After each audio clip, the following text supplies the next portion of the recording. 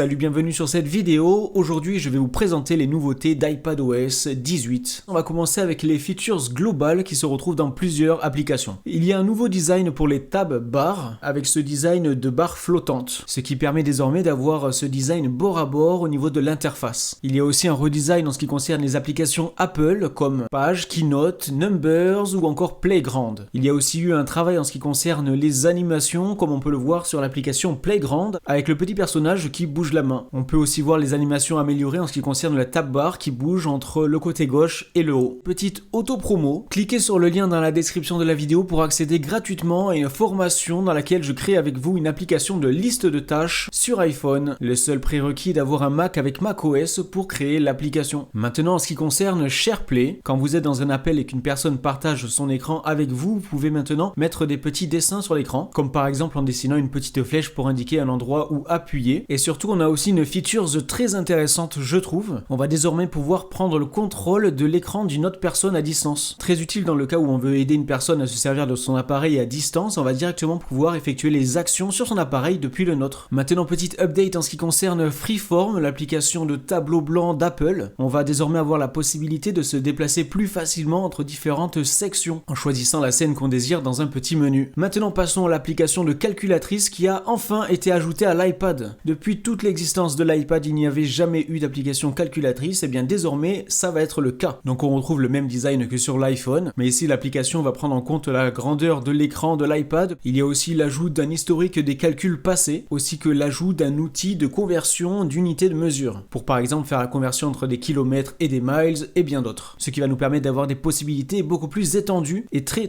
intéressantes. En appuyant sur un petit bouton, on peut désormais afficher un genre de petit tableau sur lequel on va pouvoir écrire directement à la main avec le Apple Pencil. Donc il y a la possibilité d'écrire nos calculs en mettant un petit égal, ce qui calculera directement et écrira le résultat. Et le résultat s'adaptera en fonction de ce que l'on ajoute à l'écran. L'exemple qui est donné est une multiplication sur laquelle on ajoute un petit trait en dessous afin d'ajouter une division par 2. Et dans ce cas-là, le résultat se modifie automatiquement. Il y a la possibilité aussi de faire des choses beaucoup plus complexes comme des logarithmes. Et tout ça est faisable sur différents tableaux, sur différentes pages qu'on peut changer à notre guise. Il y a aussi l'ajout de variables. En modifiant ces variables, ça va changer directement le résultat final. On va aussi pouvoir créer des graphiques de manière très simple en appuyant sur le égal. Graphique qui se modifiera en fonction de la modification des variables, qu'on pourra simplement éditer en glissant un petit curseur. Et donc voilà pour l'application calculatrice, à savoir que tout ce qui concerne l'écriture de calcul à la main est aussi disponible dans l'application Notes. Et justement, parlant de Notes, on va parler de cette application désormais. Ils ont présenté ce qu'ils appellent Smart Script. Désormais, quand vous écrirez des notes à la main, votre écriture va s'adapter et directement se mettre bien alignée, bien lisible. Elle va se modifier en temps réel tout en gardant votre façon d'écrire. Quand vous copierez du texte, par exemple depuis Internet, et que vous le collerez à l'intérieur de Notes, eh bien le texte aura votre écriture là aussi. Si vous faites une erreur d'orthographe, vous pourrez corriger cela et là aussi ça gardera votre façon d'écrire. Il va aussi avoir la possibilité de glisser le stylet afin d'ajouter de l'espace entre deux mots par exemple, afin d'y ajouter un mot manquant. Et vous pourrez aussi effacer du texte en barrant tout simplement ce texte-là. Et donc voilà pour l'application Notes. Maintenant, il y a aussi plein d'autres features qui sont aussi disponibles sur iOS 18. N'hésitez pas à cliquer sur la fiche pour aller voir toutes les nouveautés d'iOS 18 qui seront du coup aussi disponibles pour la plupart sur iPadOS. Et donc voilà pour ce qui concerne iPadOS 18. Pour ma part, je retiens surtout l'application Calculette avec cette possibilité d'écrire le calcul à la main directement, ainsi que la prise de notes améliorée sur l'application Notes. N'hésitez pas à me dire votre feature préférée dans les commentaires. N'hésitez pas aussi à vous inscrire sur la formation offerte pour apprendre à créer une liste de tâches. N'oubliez pas aussi de laisser un like sur cette vidéo, de vous abonner à la chaîne pour encore plus de contenu sur l'univers Apple. Quant à moi, je vous retrouve pour une prochaine vidéo. Allez, salut!